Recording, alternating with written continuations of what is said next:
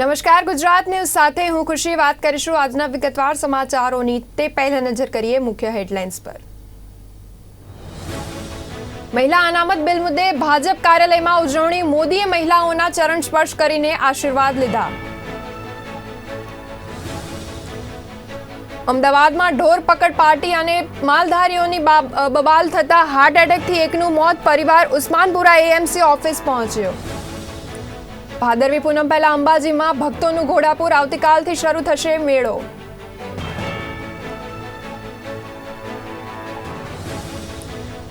આજે અનેક જિલ્લાઓમાં હળવો વરસાદ રહે તેવી સંભાવના। હવામાન વિભાગે આગામી 5 દિવસ વરસાદી માહોલ રહે તેવી સંભાવના વ્યક્ત કરી છે। વડોદરાની એસએસજી હોસ્પિટલ વિવાદમાં પોસ્ટમોર્ટમ બાદ કોલ્ડ સ્ટોરેજમાં મૂકેલો મૃતદેહની અદલા બદલી થતા પરિવારજનોમાં રોષ જોવા મળ્યો। વાત કરીશું વિગતવાર સમાચારોની તો વડાપ્રધાન નરેન્દ્ર મોદી આગામી તારીખ 24મીના રોજ દેશને નવનવી વંદે ભારત એક્સપ્રેસ ટ્રેનોની ભેટ આપશે। આરામદાયક અને અદ્યતન રેલ મુસાફરીનો નવો યુગ શરૂ થશે। આધુનિક ડિઝાઇન અને અપેક્ષિત ઝડપ માટે વખણાતી વંદે ભારત ટ્રેન ગુજરાતને પણ મળી રહી છે, જે જામનગરથી અમદાવાદ વચ્ચે દોડશે।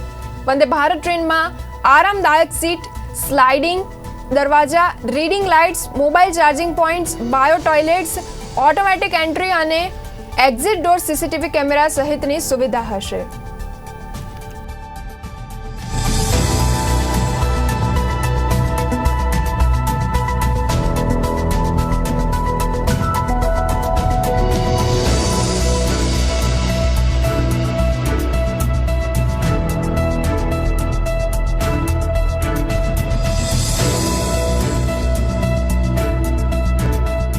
અમારા માટે ખૂબ આનંદદાયક સમાચાર છે કે અમારા વિરંગામ જેવા પ્લેટફોર્મથી વંદે ભારત ટ્રેન પસાર થશે અને ત્યાં ઊભી રહે છે અને અમારા માટે જામનગર જવા માટે ખૂબ જ ટૂંકા સમયમાં જામનગર પહોંચી શકું એવા first time Vande Bharat train અહીંયા જોઈ છે મેં, જે 24 સપ્ટેમ્બરથી સ્ટાર્ટ થવા જઈ રહી છે, જે ખૂબ જ સારા સમાચાર છે, કેમ કે ટૂંક જ સમયમાં અહીંથી સરોવર જવું હોય તો ઘણો જ સમય બચશે।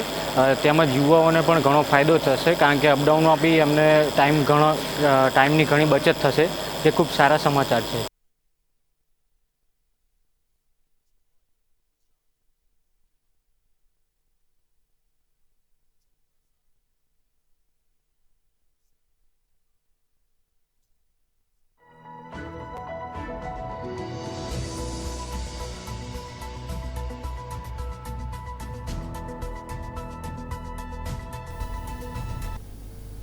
રાજસ્થાનના ભરતપુર પાસે સર્જાયેલ બસ અકસ્માતમાં સારવાર દરમિયાન વધુ એક મોત નિપજતા મૃત્યુ આંક 14 પર પહોંચ્યો છે। તળાજાના દિહોરથી બસમાં યાત્રિકો યાત્રાએ ગયા હતા, ત્યારે રાજસ્થાનના ભરતપુર પાસે બસના સર્જાયેલા અકસ્માતમાં ઓતીબેન ભગવાનભાઈ ઉંમર વર્ષ 65ને ઈજાઓ પહોંચતા પ્રથમ ભરતપુર સરકારી હોસ્પિટલમાં ખસેડવામાં આવ્યા હતા અને ત્યાંથી ભાવનગર સર્ટી હોસ્પિટલમાં ખસેડવામાં આવ્યા હતા, જ્યાં સારવાર દરમિયાન આજે તેમનું મોત નીપજ્યું હતું।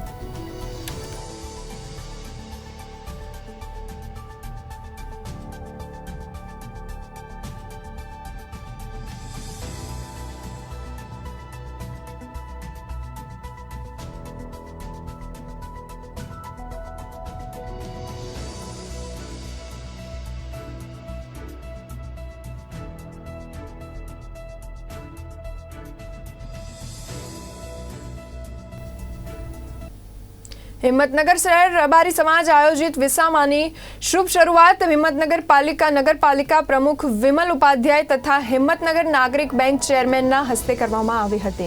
અંબાજી જતા યાત્રીઓ દૂર દૂરથી આવતા હોવાથી તેઓને નાહવા માટે મોડાસાથી ઈડર વચ્ચે વિનામૂલ્યે સેવાઓ ન હોવાથી પદયાત્રીઓને ખૂબ પરેશાનીઓનો સામનો કરવો પડતો હોય છે, જેથી હિંમતનગર શહેર રબારી સમાજ છેલ્લા 20 વર્ષથી સતત આ મહત્વપૂર્ણ વિસામો કરી રહ્યા છે, જે પદયાત્રીઓ શરીરનો થાક ઉતારે છે, જેથી તેને આગામી રસ્તો સરળતાથી પાર કરી શકે। ભાદરવી પૂનમે જતા ભક્તો વિવિધ સુવિધા રબારી સમાજ દ્વારા સેવાઓ પૂરી પાડવામાં આવી રહી છે।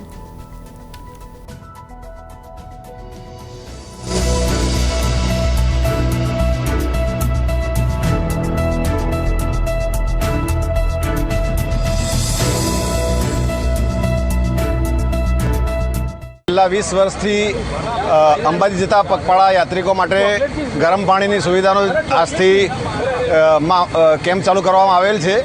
આ કેમ્પમાં જે પદયાત્રીઓ અંબાજી ચાલતા જાય છે તેમના માટે ગરમ પાણીની સુવિધા ચાલુ કરવામાં આવેલ છે. અને આ કેમ્પની ખાસિયત એ છે કે મોડાસા છેક દૂર દૂરથી શામળાજી બાસથી આવતા મા અંબાના દર્શને જતા યાત્રિકો માટે આવા ગરમ પાણીનો કોઈ કેમ્પ ન હોવાથી અહીંયા પગપાળા જતા યાત્રિકો ગરમ પાણીથી સ્નાન કરી અને ખૂબ હાશકારો અનુભવી અને પાછું એમનામાં જોમ આવે છે અને મા અંબાના દર્શને ચાલતા નીકળી જાય છે. તો આ જે સેવાનો કેમ્પ અવિરત ચાલતો આવે છે તે બદલ હિંમતનગર રબારી સમાજનો હું હિંમતનગર શહેરની જનતા વતી તેમજ અંબાજી જતા પગપાળા જતા યાત્રિકો વતીથી આભાર માનું છું અને મા અંબા આ સમાજને ઉત્તરોત્તર પ્રગતિ કરાવે તેવી હાર્દિક શુભકામનાઓ પાઠવું છું.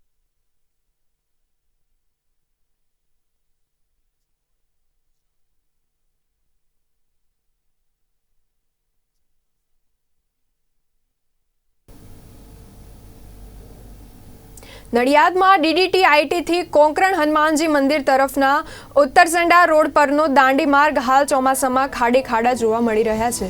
બસ મોટા ખાડા પડતા વાહન ચાલકોને ભારે હાલાકીનો સામનો કરવો પડી રહ્યો છે. આ દાંડી માર્ગ પર એટલી હદે ખાડા દેખાય છે કે જો કોઈ 2-વ્હીલર વાહન ચાલક આ ખાડામાં પડે તો કોઈ બેલેન્સ ગુમાવી દે છે અને ગંભીર ઈજા થવાની શક્યતા છે. ગત રાત્રે જ અહીંયા એક મોટરસાઇકલને આવા ભયાનક ખાડામાં પડતા મોત નીપજ્યું છે. ત્યારે તંત્ર દ્વારા આ દાંડી રોડ પરના ખાડા વહેલી તકે પૂરે તેવી માંગ વાહન ચાલકોએ કરી છે. આ ઉપરાંત આ પોશ વિસ્તાર હોવાથી અને કોલેજ શાળા આવેલી હોવાથી આ રોડ પર ભારે ચહલ પહલ હોય છે. મોટી દુર્ઘટના સર્જાઈ તે પહેલા આ ખાડા પૂરવાની કવાયત હાથ ધરવામાં આવે તેવી માંગ પ્રબળ બની છે.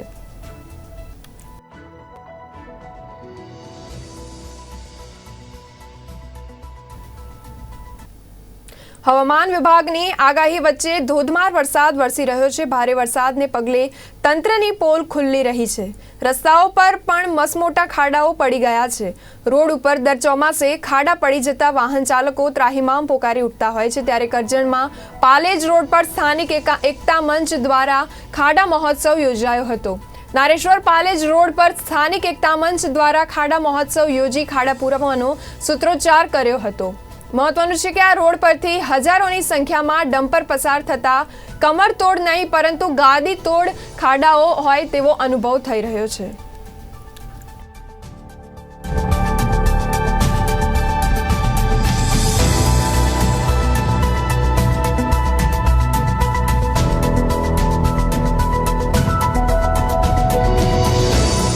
પાલેજ નારેશ્વર જે રોડ છે એ રોડ 19 કિલોમીટર રોડ છે. ઘણા બધા ગામડાઓ આવી રસ્તા પર આવેલા છે.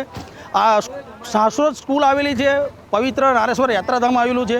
પરંતુ હાલની રોડની પરિસ્થિતિ અતિ બિસ્માર હોય, રોડ ઉપર મસ્ત મોટા ખાડા પડી ગયા હોય. એ ખાડાના કારણે રાહદારીઓને, બાઇક ચાલકને, ફોર વ્હીલ ગાડી ચાલકને ખૂબ જ મુશ્કેલી વર્તાઈ રહી છે.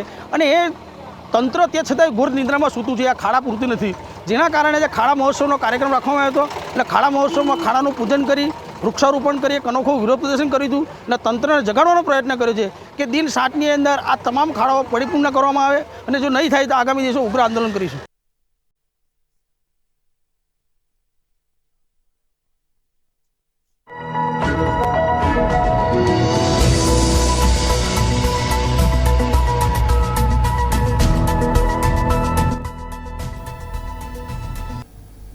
જામનગરમાં મેન્ટલ હોસ્પિટલ નજીક પટેલ કોલોની રોડ નંબર 4 પર આવેલ દવાઓના સરકારી વેરહાઉસના ગોદામમાં હજારો પ્રકારની દવાઓ રાખવામાં આવે છે. આ ગોદામથી જામનગર જીજી હોસ્પિટલ સહિત જિલ્લાની તમામ સરકારી હોસ્પિટલ તેમજ દેવભૂમિ દ્વારકા અને પોરબંદર જિલ્લાની સરકારી હોસ્પિટલો મળી કુલ 57 હોસ્પિટલોને અહીંથી દવાઓ સપ્લાય કરવામાં આવે છે. અહીં જુદી જુદી 40 જેટલા પ્રકારની દવાઓ છે જે હૃદયરોગ, ડાયાબિટીસ તથા કોરોના સહિતના ગંભીર રોગોની સારવારમાં ઉપયોગમાં લેવાની હોય છે, જે જથ્થો છેલ્લા 8 વર્ષથી ગોદામમાં પડ્યો રહ્યો છે. આ દવાઓની વપરાશ કરવાની તારીખ પૂરી થઈ ગયેલ હોવાથી તેના નિકાલ માટે હેડ ઓફિસથી મંજૂરી મંગાવવામાં આવી છે, પરંતુ મંજૂરી આપવામાં આવી નથી.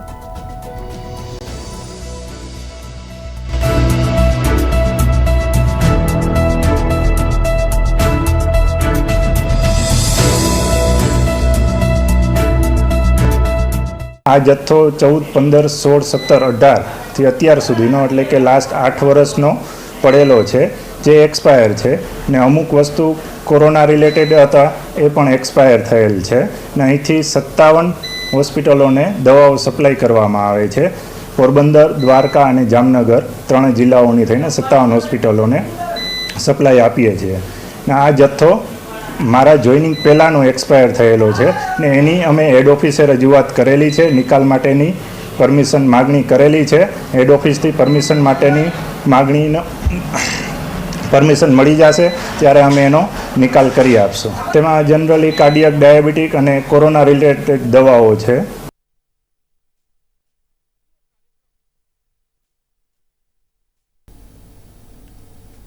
મોરબી તાલુકા પોલીસે નશીલા આયુર્વેદિક સિરપનો જથ્થો ઝડપી પાડ્યો છે. બાતમીના આધારે 2 અલગ અલગ સ્થળે દરોડા પાડ્યા હતા, જેમાં પ્રથમ મોરબીના સાપર ગામની સીમમાં પાવડીયાલી કેનાલ પાસે ડિલક્સ નામની દુકાનમાંથી 136 બોટલ સિરપ કિંમત ₹20,400નો મુદ્દામાલ જપ્ત કર્યો હતો, જેનું વેચાણ કરનાર દિનેશ મેવાડાને પણ ઝડપી કાર્યવાહી હાથ ધરી હતી. તો અન્ય સાપરની જ સીમમાં કૃષ્ણા કિરાણા નામની દુકાન પર દરોડા પાડ્યા હતા, જેમાં સિરપની 840 બોટલ કિંમત ₹1,26,000નો મુદ્દામાલ કબજે કરી વેચાણ કરનાર વિક્રમસિંહ જાડેજા સામે ધોરણસરની કાર્યવાહી હાથ ધરી હતી. બંને સ્થળે ઝડપાયેલ આયુર્વેદિક સિરપના જથ્થાને CRPC 120 મુજબ કબજે કરી ધોરણસરની કાર્યવાહી હાથ ધરી હતી.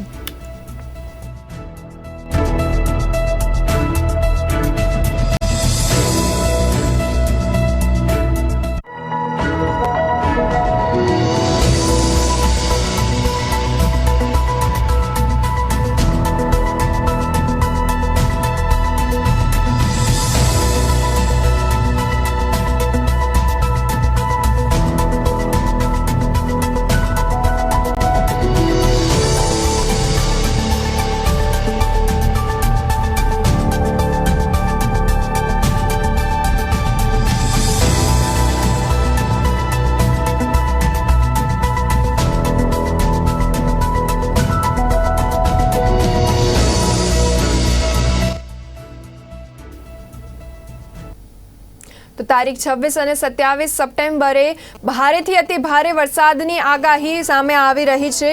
દક્ષિણ ગુજરાત તેમજ રાજ્યના અન્ય ભાગોમાં વરસાદની શક્યતા છે. તેમજ તારીખ 26ના રોજ બંગાળની ખાડીમાં સર્જાયેલ લો પ્રેશરના કારણે ભારે વરસાદની આગાહી કરવામાં આવી રહી છે. તારીખ 23થી સૂર્ય વિષુવવૃત્તમાં પ્રવેશ કરશે અને તારીખ 26 સપ્ટેમ્બરથી ઓક્ટોબરના પ્રથમ સપ્તાહ દરમિયાન વરસાદનું જોર રહેશે. હવામાન શાસ્ત્રી અંબાલાલ પટેલ દ્વારા આગાહી કરવામાં આવી રહી છે. વધુ વિગતો માટે હવામાન નિષ્ણાંત અંબાલાલ પટેલ જોડાઈ ચૂક્યા છે. જી અંબાલાલજી, જાણવા માંગીશું તારીખ 26 અને 27 સપ્ટેમ્બરે જે ભારેથી અતિ ભારે વરસાદની આગાહી કરવામાં આવી છે, શું છે વધુ વિગતો આપની પાસે? બંગાળના ઉપસાગરમાં તો 26મી તારીખે સિસ્ટમ બનશે, પરંતુ દક્ષિણ ભારતમાં મહારાષ્ટ્રના સંલગ્ન ભાગોમાંથી બનેલી સિસ્ટમ જે મુંબઈ મહારાષ્ટ્રના ભાગોમાં ભારેથી અતિભારે વરસાદ કરવાની શક્યતા રહેશે અને આ સિસ્ટમ મજબૂત બનીને તારીખ 26-27માં દક્ષિણ ગુજરાતના ભાગો, દક્ષિણ સૌરાષ્ટ્રના ભાગો, આહવાના વલસાડના ભાગો, સુરત નવસારીના ભાગો, બોરડીના ભાગો, વડોદરા ઉપરાંત ભરૂચના ભાગો અને દક્ષિણ સૌરાષ્ટ્રમાં વરસાદ કરશે. પરંતુ આ વરસાદ જે છે એ કેટલાક ભાગોમાં વિશેષ વરસાદ થવાની શક્યતા છે, એટલે અત્યંત વરસાદ થવાની શક્યતા નકારી શકાય તેમ નથી. અને ત્યાર પછી લગભગ અરબ સાગર બંગાળના ઉપસાગરમાં ચક્રવાતી સિસ્ટમો સર્જાવાની શક્યતા રહેશે. એટલે આ વખતે ચોમાસું વિશિષ્ટ છે અને વિશિષ્ટ પ્રકારના લો પ્રેશર બને છે અને આ લો પ્રેશર હજુ પણ ભારે વરસાદ ખાબકી શકે તેવા યોગો બને છે અને તેવી સિસ્ટમો બની રહી છે. એટલે હવે પણ કોઈ ભાગમાં દેશના ભાગોમાં હજુ પણ પૂર આવવાની સ્થિતિ રહે, એવો વરસાદ ખાબકી શકવાની સ્થિતિ રહે છે. જે ખુશી. જી અંબાલાલજી, અમારી સાથે જોડાયા તે બદલ આપનો ખૂબ ખૂબ આભાર. તો તારીખ 26 અને 27 સપ્ટેમ્બરે ભારેથી અતિભારે વરસાદની આગાહી હવામાનશાસ્ત્રી અંબાલાલ પટેલ દ્વારા કરવામાં આવી છે. દક્ષિણ ગુજરાત તેમજ રાજ્યના અન્ય ભાગોમાં વરસાદની શક્યતા સેવાઈ રહી છે. તારીખ 26ના રોજ બંગાળની ખાડીમાં સર્જાયેલ લો પ્રેશરના કારણે ભારે વરસાદની આગાહી અંબાલાલ પટેલ દ્વારા કરવામાં આવી રહી છે.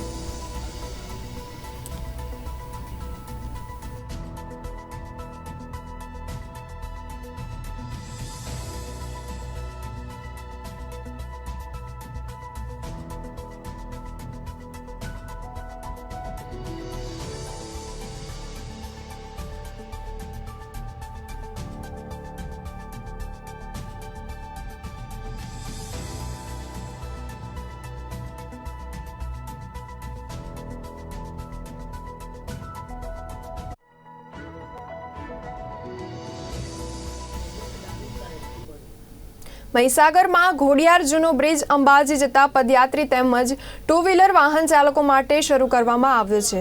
કરોડોના ખર્ચે નિર્માણ પામેલા ઘોડિયાર નવીન બ્રિજનો એપ્રોચ ક્ષતિગ્રસ્ત થયો છે. કડાણા ડેમના પાણીના પ્રવાહમાં નવીન ઘોડિયાર બ્રિજનો એપ્રોચ અને ક્રેસ બેરિયર ધોવાઈ છે.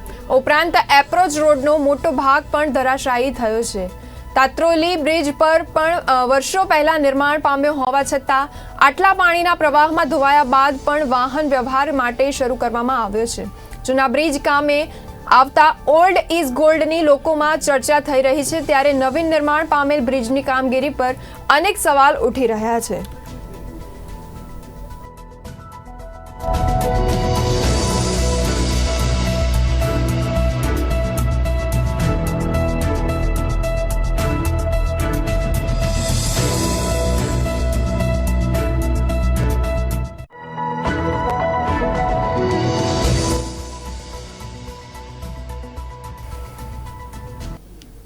સુરત BRTS કોરિડોરમાં સ્વિંગ ગેટ લગાવનાર એજન્સીને બ્લેકલિસ્ટ કરવાનો આદેશ આપવામાં આવ્યો છે.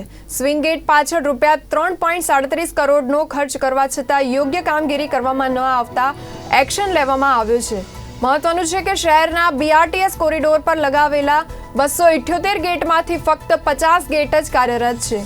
સુરત મહાનગરપાલિકા દ્વારા 162 BRTS બસ સ્ટેશન બનાવવામાં આવ્યા છે. BRTS કોરિડોરમાં ઘૂસતા ખાનગી વાહનોને અટકાવવા માટે વિવિધ બસ સ્ટોપ પર ઓટોમેટિક સ્વિંગ ગેટ લગાડવામાં આવ્યા છે. ફેઝ 1 અને ફેઝ 2 અંતર્ગત 278 જેટલા સ્વિંગ ગેટ તબક્કાવાર લગાડવામાં આવ્યા હતા, જેમાંથી હાલમાં 50 સ્વિંગ ગેટ ચાલુ હાલતમાં છે. ત્યારે ગત ગુરુવારે મળેલી સ્થાયી સમિતિની બેઠકમાં અંદાજે 2 વર્ષથી બંધ હાલતમાં જોવા મળી રહેલા સ્વિંગ ગેટને લઈને ખુલાસા માંગવામાં આવ્યા હતા. કરોડોના ખર્ચ કરવા છતાં સ્વિંગ ગેટ કામ ન કરતા પાલિકોએ નોંધ લીધી હતી.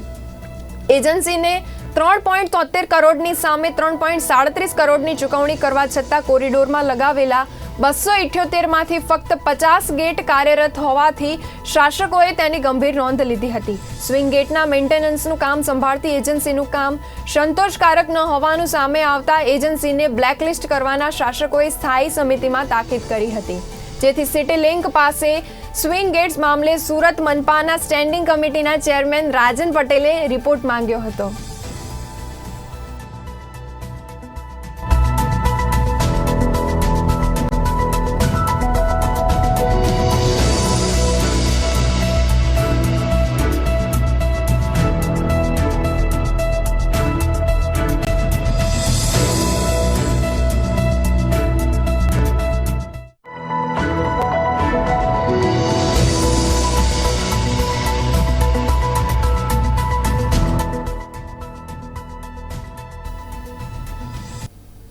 વધુ એક હોસ્પિટલની બેદરકારી સામે આવી રહી છે. SSG હોસ્પિટલની ઘોર બેદરકારી સામે આવી છે.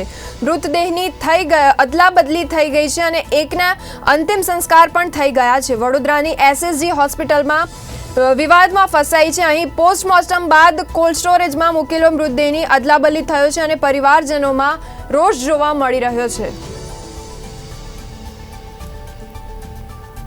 તો SSG હોસ્પિટલની ઘોર બેદરકારી સામે આવી રહી છે. મૃતદેહની અદલાબદલીને લઈને SSG હોસ્પિટલની ઘોર બેદરકારી સામે આવી રહી છે અને એકના તો અંતિમ સંસ્કાર પણ થઈ ગયેલા હોય તેવી માહિતી પ્રાપ્ત થઈ રહી છે.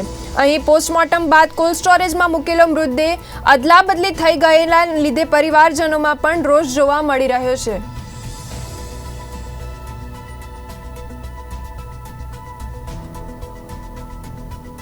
તો વડોદરાની એસએસજી હોસ્પિટલ ફરી વિવાદમાં ફસાઈ છે. એસએસજી હોસ્પિટલની ઘોર બેદરકારી સામે આવી છે. મૃતદેહની અદલા બદલીને લઈને વડોદરાની એસએસજી હોસ્પિટલ ફરી વિવાદમાં આવી છે.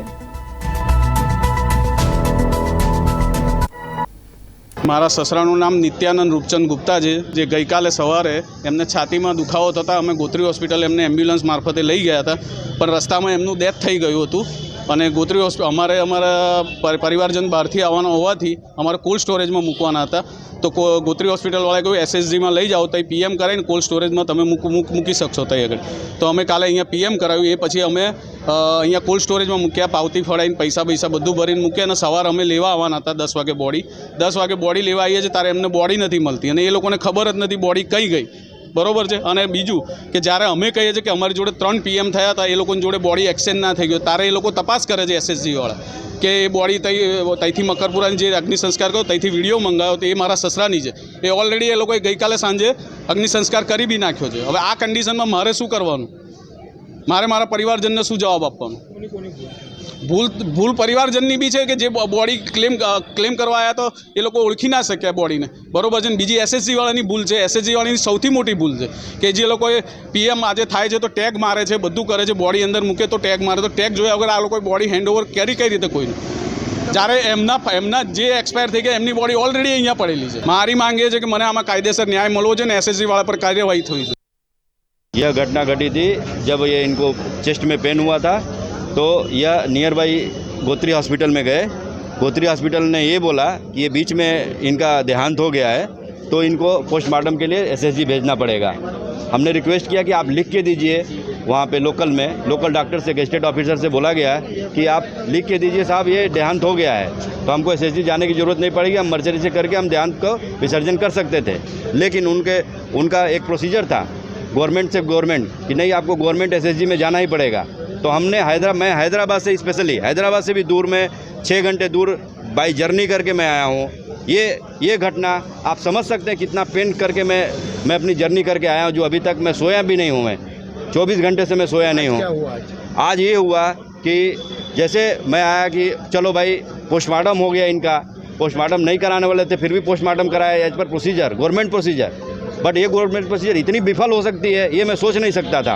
वो भी इतना बड़ौदा माना जाना, अपने इंडिया में सबसे माना जाना एसएसजी हॉस्पिटल बड़ौदा का है, महाराजा सयाजीराव का ये बनाया हुआ है. ये इतना बड़ा लांछन ये मैं कभी सोच नहीं सकता हूँ. पिताजी का आने के बाद मेरे बड़े भाई से मैं बात किया तो बोल रहे हैं कि मैं पावती दिया है, मर्सरी में रखा दिया है, और ये पावती सुबह जब डेड बॉडी लेने के लिए आया तो बोलते हैं बॉडी नहीं मिल रही है. अरे भाई क्या हो गया? इतना बड़ा प्रोसीजर कि मैं अरे भाई क्या होता है? क्या कोई गेस्टेड ऑफिसर नहीं है? क्या कोई रैंकर आदमी नहीं है यहाँ पे इतनी बड़ी हॉस्पिटल में कि डेड बॉडी एक्सचेंज हो जा रही है, और लोग सामने वाला बॉडी लेके चला जा रहा है और जला भी दे जा रहा है, और इसकी रिस्पॉन्सिबिलिटी कौन लेगा? फिर मानवता की हम बात कर रहे हैं, मानवता का कोई चीज ही नहीं है यहाँ पे. હવામાન વિભાગ દ્વારા દક્ષિણ ગુજરાતમાં વરસાદની આગાહી કરવામાં આવી છે, જેને લઈને આજે વહેલી સવારથી શહેરના અનેક વિસ્તારોમાં વરસાદ શરૂ થયો હતો, જેમાં પાંડેસરા, લિંબાયત, ડિંડોલીમાં સારો વરસાદ પડ્યો હતો. શાળાએ જતા બાળકો, નોકરી ધંધા પર જતા લોકોને હાલાકીનો સામનો પણ કરવો પડ્યો હતો. જોકે વરસાદથી વાતાવરણમાં ઠંડક પ્રસરી હતી, તો ખેડૂતોમાં ખુશીની લાગણી જોવા મળી હતી.